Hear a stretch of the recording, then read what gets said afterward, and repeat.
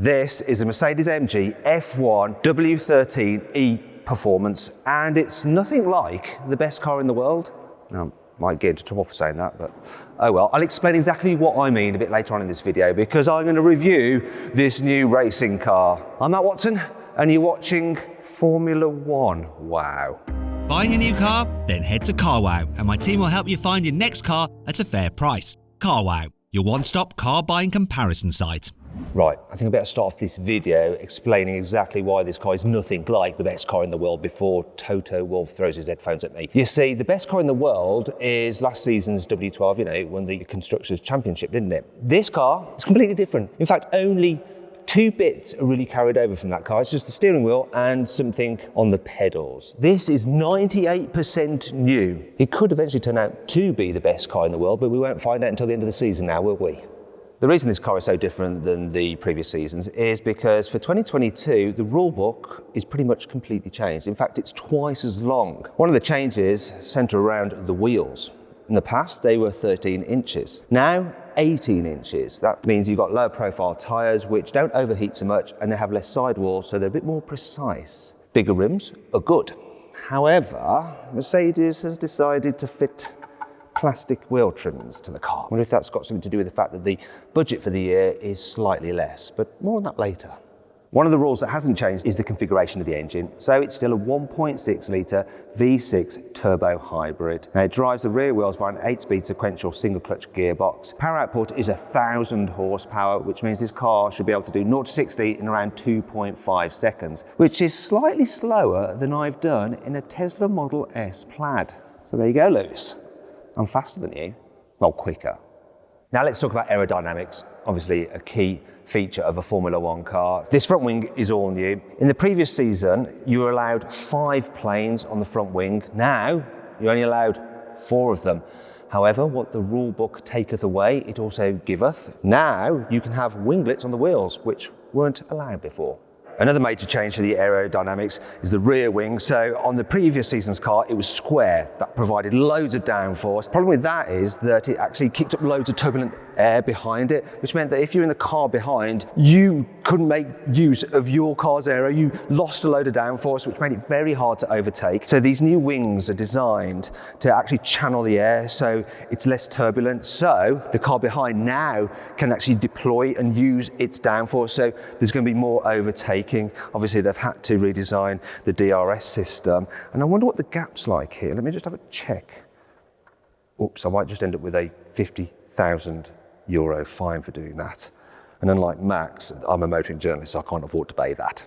So the rules have gone and removed quite a bit of downforce from the outside of the car. But what they've allowed is something that's been banned since the early 1980s, and that's for the manufacturers to use ground effect. And so now this car has this huge tunnel underneath it. So you can see these Venturi tunnels here. The air goes in there and it's accelerated underneath the car and exits at the back. And the air going through there is moving quicker than the air over the top of the car.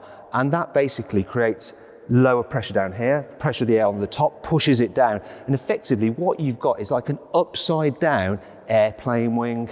It's crazy. Now, look at this bit here. It looks like the carbon fibre has melted somewhat in the oven. But this has been specifically designed like that. Now, Mercedes-AMG's engineers will not tell me exactly what that does and why, but it definitely does something.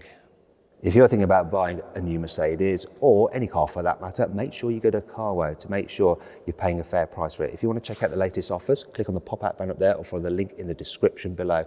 Also, if you're thinking of selling your car to buy another car, then you can also do it through Carwow. So all you have to do is upload some photos of your current car, give a brief description, and our dealers will bid on your car to make sure you get a fair price for it. And when you decide which dealer to go for, they'll actually come to your house, take your car away, and put the money straight into your account. It's dead easy. Now, if you want to do all that at a later date, simply Google "Wow Me Carwow" and we will wow you.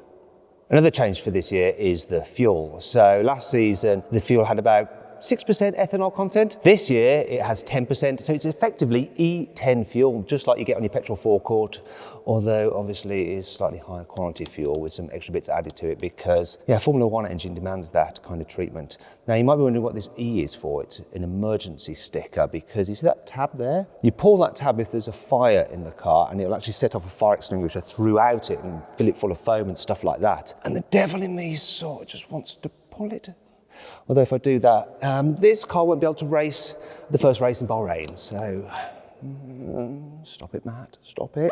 Now, Formula One fans have been complaining that the cars have been getting a little bit too big in recent years, and that makes it harder for them to overtake each other on tight street circuits such as Monaco. That's why this new version is actually slightly smaller than the previous model. However, it is still quite big. You see, this W13 still measures over 5 meters long. However, despite being ever so slightly shorter than the W12, it does have improved crash protection. So it's 15% better at absorbing energy in a crash from the rear and 48% better at the front, which is handy if your rival suddenly decides to brake check you. Anyway, as with road cars, increasing safety also increases the weight. And so this car is actually 43 kilograms heavier than the W12. That weighed in at 752 kilos, whereas this one is 795 kilos, though that's still half the weight of an AMG A45S. Finally, let's talk about cold hard cash.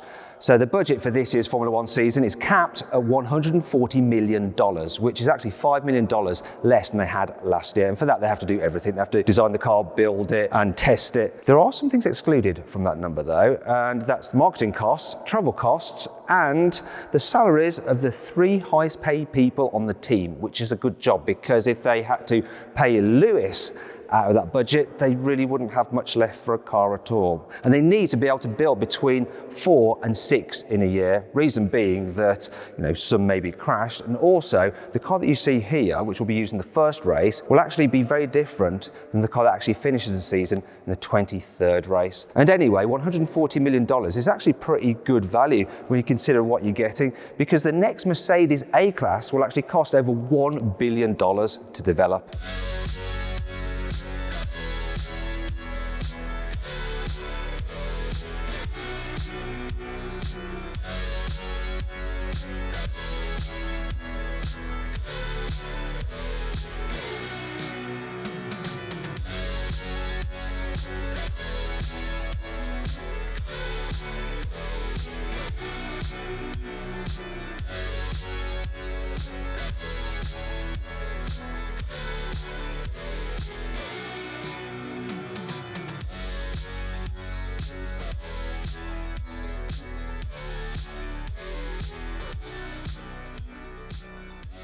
I hope you'll enjoy the video. If you did, give it a like. If you'd like me to drag race a Mercedes Formula One car, let me know in the comments below. If you click on those windows there, you can watch some more videos. And if you click on that box there, you can go to Carwow to sell your car. All you have to do is upload some photos of your car, give a brief description, and our dealers will bid on your car to make sure you get a good price for it. Thanks for watching.